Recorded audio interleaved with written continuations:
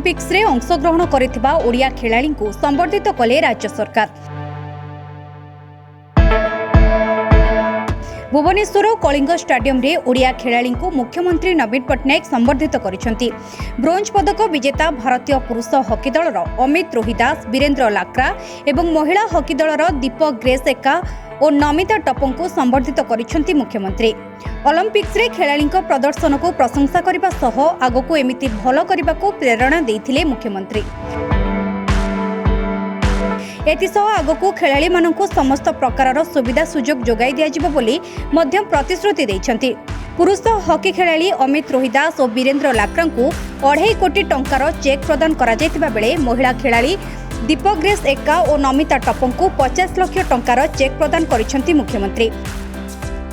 एहा सहित मुख्यमंत्री वीरेंद्र और रोहिदास को ओडिशा पुलिस रे डीएसपी रैंक रो चाकरी ऑफर लेटर प्रदान करिसेंती।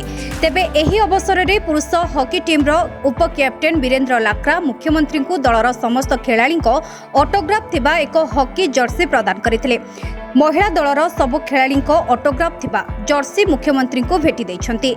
आसंता 16 तारिख रे भारतीय पुरुष और महिला हॉकी टीम को मध्य संबर्धित करिवे राज्य सरकार।